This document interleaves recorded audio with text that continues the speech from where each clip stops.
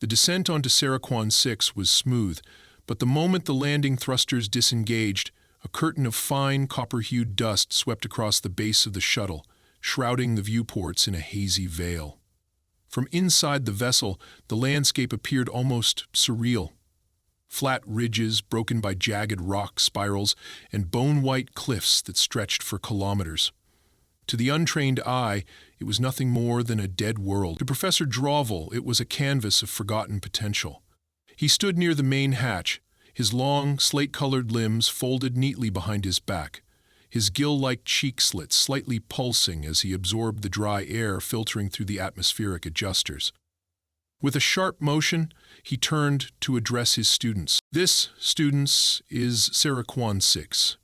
Once dismissed by earlier galactic explorers as geologically barren and historically unremarkable, but as I always say, the past prefers silence. You simply need to learn how to listen. His tone carried the commanding smoothness of authority earned over centuries of academic discovery. He tapped the digital field projector on his wrist, casting a three-dimensional grid over the main briefing wall of the shuttle. This grid covers a 30-kilometer radius, will divide into teams and scan for any sign of subsurface anomalies, structural collapses, or anomalous mineral clusters. Those are our keys to unlocking the hidden remnants of pre-Union civilization. As the students nodded, grabbing their gear and syncing their comlinks, one remained seated at the back of the room, hunched over a compact case. She wasn't scanning her wrist pad or adjusting her exosuit. Instead, Emily Sato delicately unfolded a sheet of aged, yellowing paper from a double-wrapped protective sleeve. The creases were deep, and the corners were worn, but the ink lines remained vivid. She smoothed it carefully over a work table and studied it like a cartographer studying treasure. Half memory, half instinct, her fingers traced faint outlines of drawn cliffs, stylized stars, and something that looked like a spiral canyon flanked by an ancient sigil. Her presence hadn't gone unnoticed. Professor Drawval's voice rang out again, this time marked by the unmistakable sharpness of mockery. Miss Sato, I would assume your human intellect prefers a real-time satellite overlay rather than... What is that? He strode across the room and bent down, his narrow eyes narrowing further at the sight of the map. Paper? My dear girl, are you attempting to summon ghosts with parchment? Emily didn't flinch. She had expected this. It's a field map, she replied quietly but with clarity.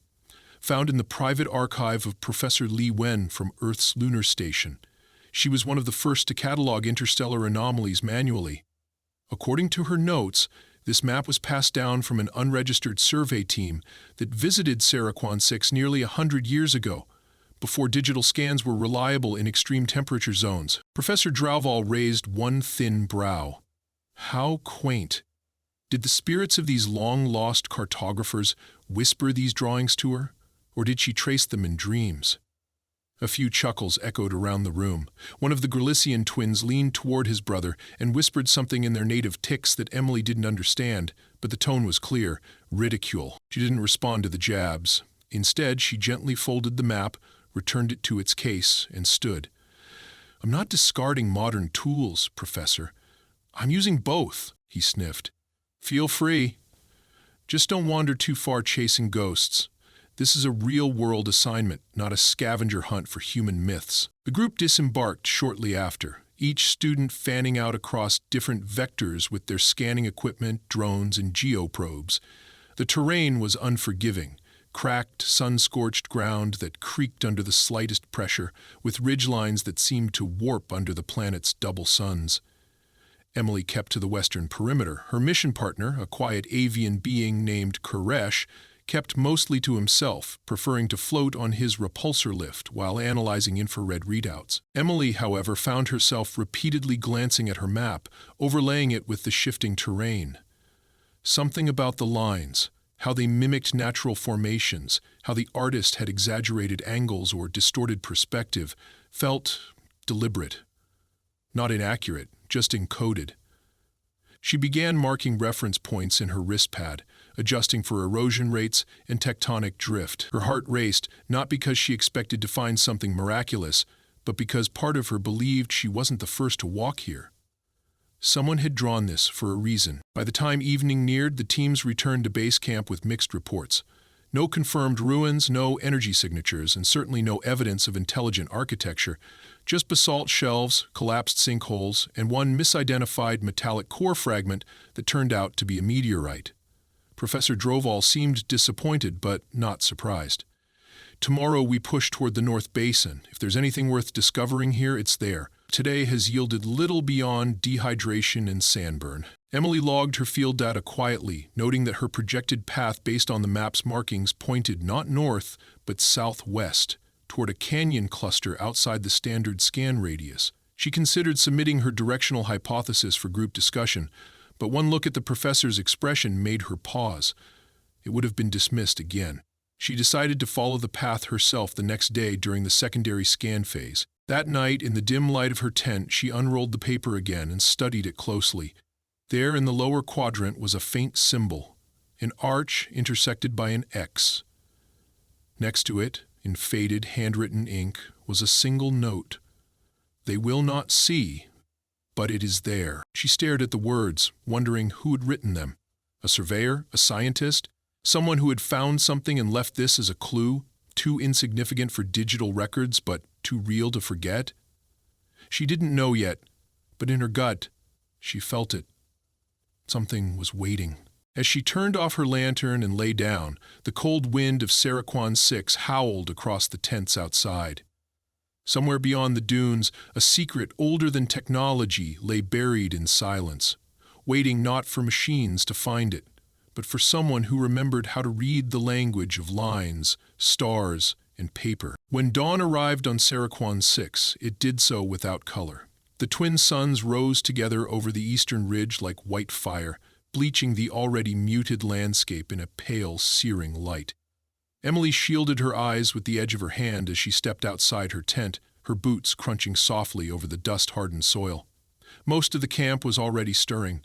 Drones buzzed overhead, scanning the horizon with synchronized chirps. Equipment cases opened, exosuits powered up, and a few of the alien students huddled around Professor Droval, who issued commands with the same calculated sharpness he had always used in lectures. Emily didn't linger near the center of activity. She had already uploaded a false waypoint to the base systems, an innocuous excuse that she would be rechecking soil samples near Sector 4G. She had no intention of returning there. With her datapad tucked securely into the side of her vest and her map folded into its waterproof casing, she headed southwest, away from the scan zone. Koresh barely noticed her departure. The avian assistant sat perched on a rock slab, running temperature variance analyses while emitting low, thoughtful clicks to himself. He didn't look up when she passed, and she didn't slow down to offer an explanation. The less attention she attracted, the better. The trek was more difficult than she had anticipated. The land sloped unevenly, pockmarked by fissures and coated in a fine metallic grit that clung to her boots. Every 100 meters she paused to consult her map, aligning it against the horizon like a compass from a bygone age. The drawn ridges matched reality, imperfectly but clearly enough.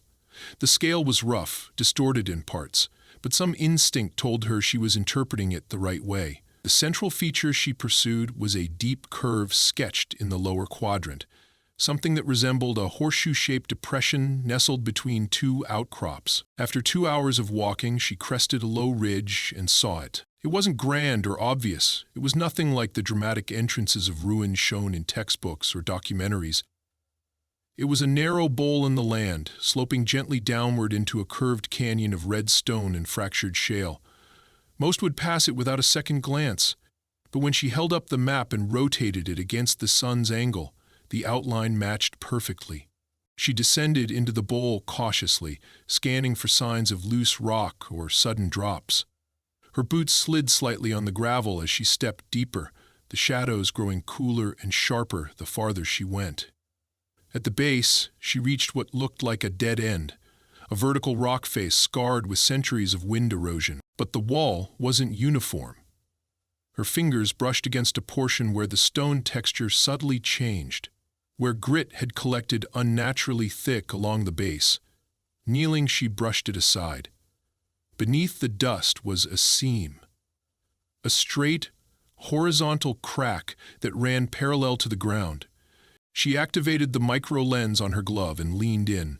The seam was not natural. Someone, long ago, had shaped this stone. Her heart thudded. She pressed her hand along the edge, feeling for airflow, moisture, any sign of interior depth. Nothing moved. The air was still and dry. She stepped back and looked around. To the left of the seam, part of the wall had collapsed inward, forming a shallow depression filled with broken slabs. She climbed carefully over them, using her hands to steady herself, and noticed that behind the rubble, the wall continued, but darker, smoother. She dug. Slowly, methodically, she pulled away thin chunks of shale and heavier slabs until, at last, a small hollow formed between two large stones. It wasn't much, maybe half a meter wide, but it was enough for her to crawl through. She clipped a beacon to the outer stone and switched her helmet light to a narrow beam. Crawling inside was a tight squeeze. Her shoulders brushed the stone, and dust coated her arms as she pulled herself forward on her elbows.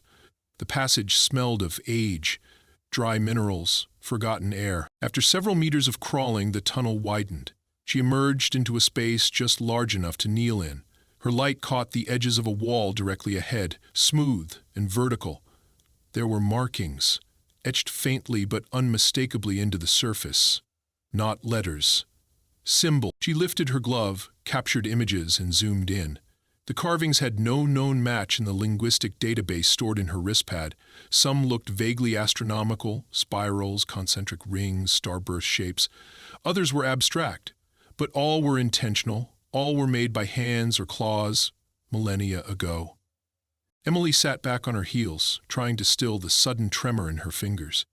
She knew, without question, that no one from her group would ever have found this.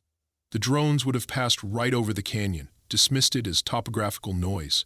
The sensors would have ignored the hidden entrance, blind to materials with no energy signature. No one but her, following this piece of paper and a stranger's faded sketch, would have looked twice. She backed out of the tunnel carefully, returning to the canyon floor. Her boots felt heavier now. Her body ached from crawling, but her mind raced. The map wasn't just a coincidence. It wasn't a mistake. Someone had been here before and had wanted someone else to find it again. She uploaded her findings to a private file, tagged the location coordinates, and marked the beacon's frequency. Then she stood in the silence, staring up at the canyon's rim. The wind howled faintly above, but down here there was only stillness. It didn't feel like a dead world anymore. It felt like something had paused and waited for a long time. By the time she returned to camp, most of the team had already gathered around the evening scan reports. Professor Droval stood in the center, gesturing to a holographic display of geological anomalies near the northern basin. His voice was confident, methodical, certain. Emily didn't interrupt him. She didn't announce her find or challenge his theory. She simply nodded to Koresh as she passed and sat quietly by her tent, uploading her visuals into encrypted storage. Her map, now stained with sweat and dust, rested beside her. She stared at it in the fading light, her thoughts focused on the symbols carved in stone and the quiet truth that no one else yet knew. Tomorrow, she would return to the hollow, not with drones, not with Professor Droval's permission, but with her own tools, her own light, and the certainty that whatever was behind that wall had waited long enough. Emily rose before the others. The light outside was still soft, the sun's barely beginning to crest over the jagged ridgelines that framed the base camp. Her tent was cool, and the air inside still carried the crisp edge of night, but her body moved with quiet urgency. She didn't bother with breakfast. Her gear had already been prepared the night before.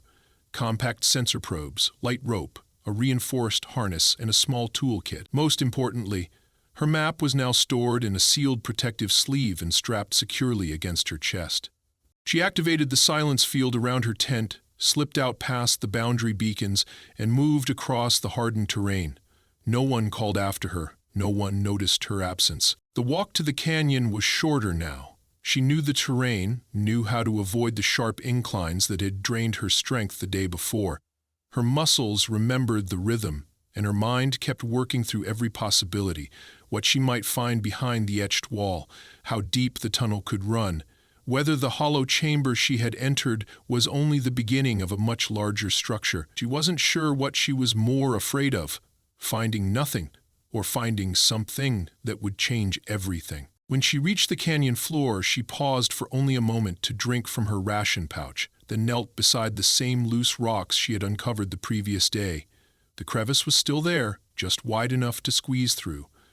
She clipped another beacon to the entrance, adjusted her shoulder lamp, and slid in. The tunnel felt tighter this time. Dust fell gently from the upper stones as her body shifted forward. When she reached the widened chamber, she did not stop to study the wall again. She turned her light toward the right edge of the space and began examining the surfaces with her gloved hands. The markings continued, some carved more deeply, others more worn. Her scanner remained silent. No radiation, no magnetic field, no thermal variance. It was like touching the inside of a sealed tomb. Near the base of the chamber wall, her fingertips brushed something different. A shallow depression, almost a groove, curved into the stone in a precise arc. She knelt and traced it with care. It was a symbol, circular, with 6 points extending like petals. At its center was a socket no wider than her thumb. She reached into her kit and pulled out a flexible probe light, slid it gently into the socket and twisted. Nothing happened. She hesitated, then removed the probe and reached for the old brass compass she had clipped to her suit earlier, a keepsake more than a tool. It had belonged to her great-grandfather, an explorer in the Canadian wilderness before humans ever left Earth's atmosphere. She turned it in her fingers, then suddenly stopped. The base of the compass was slightly raised. With her smallest driver, she popped it open, and inside was a small, hexagonal metal shard. Her heart pounded. She had never opened the base before. The shard was dark silver, etched faintly with the same star-like pattern as the wall in front of her. She stared at it for a long moment, then slowly brought it to the socket. It slid in perfectly. A faint vibration trembled through the stone beneath her knees. The wall responded. The symbols began to glow, one by one, not bright, but with a deep blue pulse like distant starlight. A vertical seam emerged in the stone in front of her, and with the softest grinding sound, a hidden panel receded and slid aside. Emily backed away instinctively, her breath caught somewhere between awe and fear. The passage beyond was narrow but tall enough to walk through. It sloped downward slightly, the floor smoother than natural rock, with shallow steps carved every meter. She activated her second beacon and sent a silent signal to her private log. Then she entered. The temperature dropped almost immediately. The air felt heavier, as if it had not been disturbed in centuries. The walls bore more markings, this time clearer, less weathered.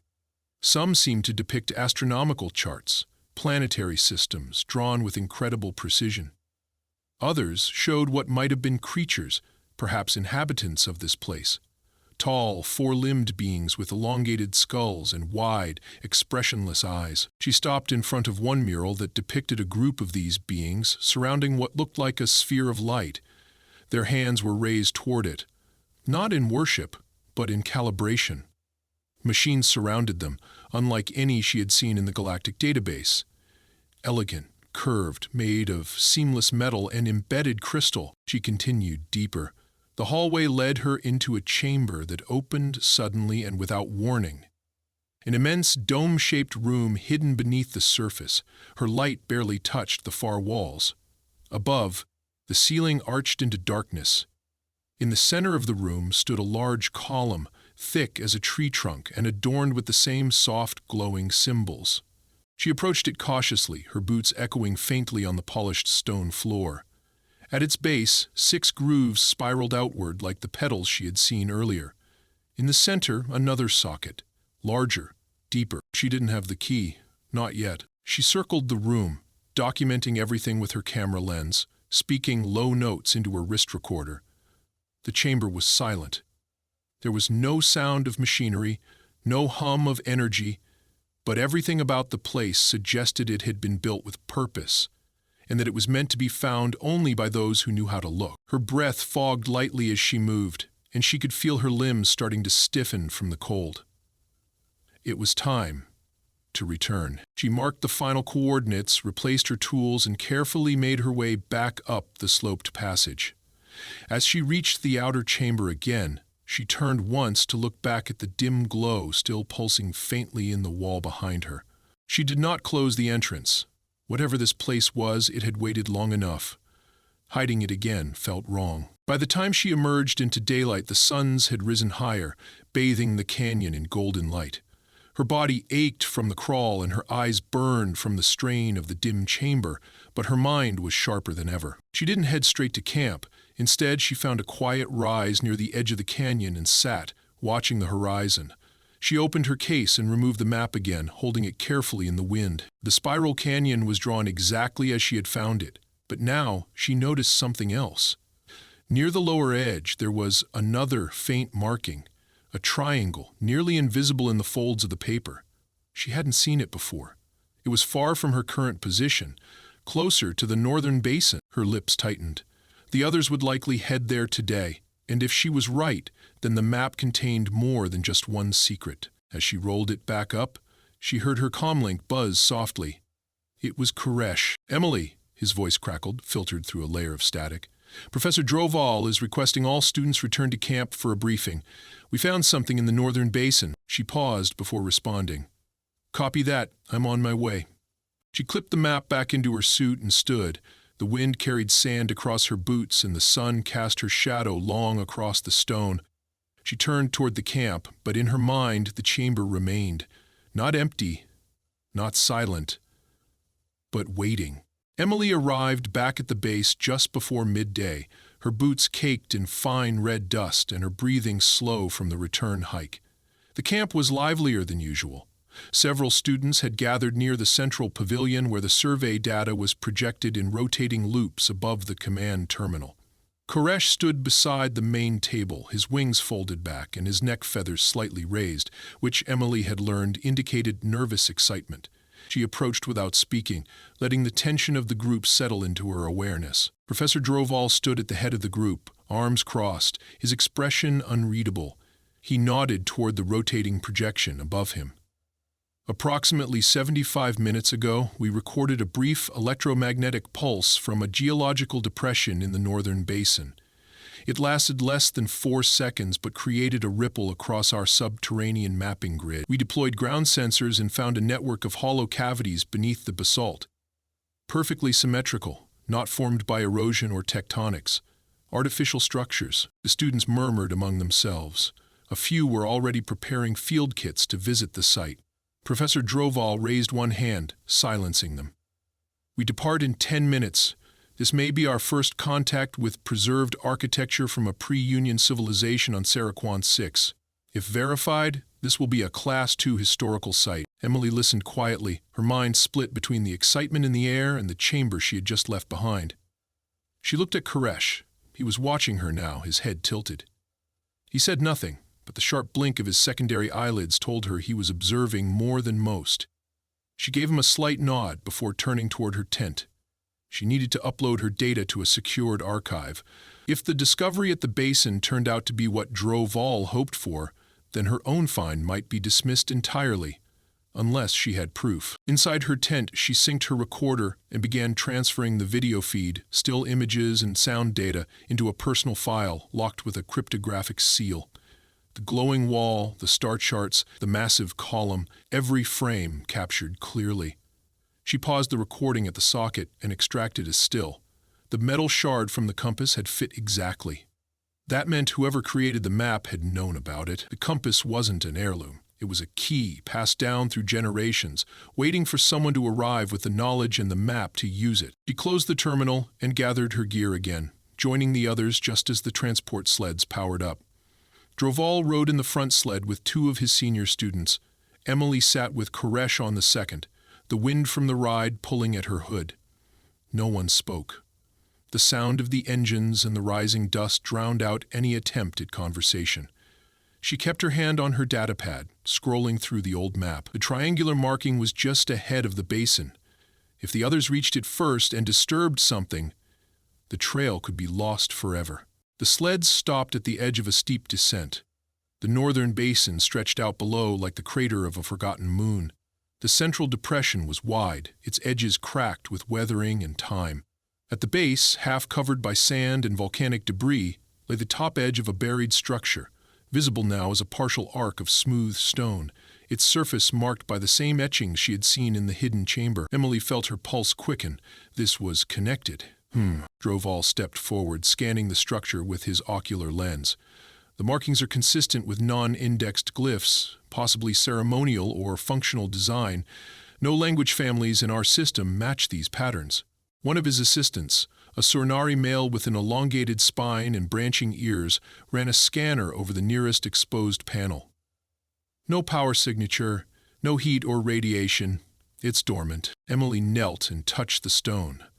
It was warm. Not hot, just not cold, which in this climate was unusual. She opened her recording lens and compared it to the wall images from her discovery. Identical motifs. Professor Droval turned toward her. Ms. Sato, since you seem to have a special affinity for old things, perhaps you would like to contribute a hypothesis. His voice was sarcastic, but his eyes weren't mocking now. He had noticed her attention. She stood and spoke calmly. This is the same design I saw earlier today, southwest of here, in a canyon outside the scan grid. There's an underground chamber. The entrance was hidden behind natural rock, but I found it using an old map. Droval frowned. You withheld this? I was gathering data. I didn't want to present speculation, but it's not speculation anymore. She pulled up the recording and displayed it in projection. The chamber appeared in full detail. The glowing walls, the carved figures, the massive pillar. The students leaned in. Droval stared at the projection, silent for several seconds. Then he spoke, softer now. This was not on our maps. It wouldn't be, she said. It was invisible to sensors, no energy emission, but it's real, and it's connected to this site. The same civilization, the same architecture. Koresh stepped forward. She activated a mechanism with a key, a physical object, not an interface. Droval looked at Emily again, this time without any trace of arrogance. Show me. She led them back to the canyon. The walk took longer in a group, the sleds parked behind to prevent damage to the terrain. Droval didn't speak during the journey. He was watching, processing, perhaps recalibrating years of assumptions. When they reached the hidden entrance, Emily activated the beacon. The faint hum of the wall responded as before. The panel slid open smoothly, revealing the sloping passage. The group entered in silence. Inside the main chamber, the glow intensified as more people entered. The pillar pulsed faintly. Droval approached it slowly, reverent now. He circled the base, reading the glyphs, touching the grooves with his fingertips. This predates the Galactic Union by thousands of years, he whispered, and none of this is in the archives. Emily moved to the column and showed him the socket. I used this, she said, handing him the shard from the compass. It unlocked the outer panel. Droval took it in his hand, examining its edges. This came from Earth? It came from my family. I don't know how far back, but it matches the map. He nodded slowly, his voice subdued. Then this map isn't just a relic. It's a record, a guide, one of the students whispered from across the chamber. There's something under the floor. It's hollow, a lower level maybe. Droval turned sharply. No digging. Not yet. This must be preserved. Emily stepped back and let him take command. Her role had shifted. She was no longer the outsider with paper and guesswork. She was the one who had found what centuries of scans had missed. For the first time, Professor Droval addressed her with respect. We'll submit preliminary findings to the council. You will be credited as the discoverer. Your name will be part of the official record. She didn't respond right away. Her eyes were on the pillar, still glowing faintly, its spiral grooves waiting for the next key. She had the map, and the map showed more. The chamber had not dimmed since the last descent. If anything, the presence of additional observers seemed to coax the walls into a steadier pulse, as though the place itself had been waiting not just for discovery, but for attention. Witnesses, minds capable of grasping its meaning. Professor Droval stood at the far end, his head tilted back as he examined a mural freshly uncovered by Koresh and one of the Sornari students. The shapes, once abstract, were now becoming clearer with effort. This was no gallery. It was a story carved into the stone itself, a history buried not by time alone, but perhaps by deliberate silence. Emily remained near the central column. She had not moved since the professor's last instruction.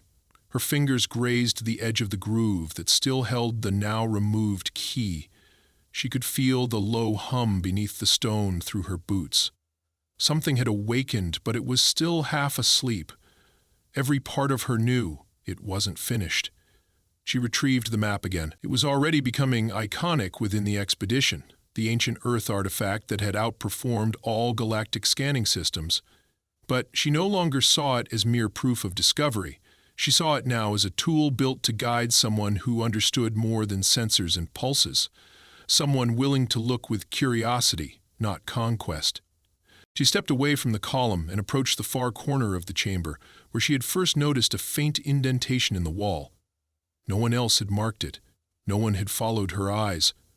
She ran her light across it again, and there it was. The triangle. The same triangle she had seen in the map's lower quadrant. No glyphs surrounded it, no socket or mechanical features.